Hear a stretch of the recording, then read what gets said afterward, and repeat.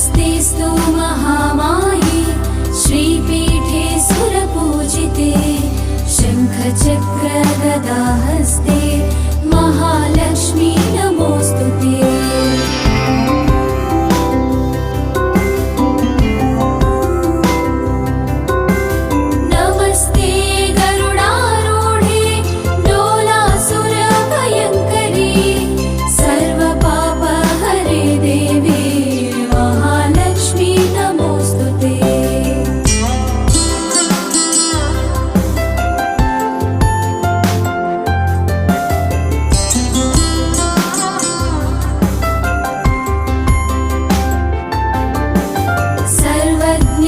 सर्ववरदे सर्वदुष्टभयङ्करी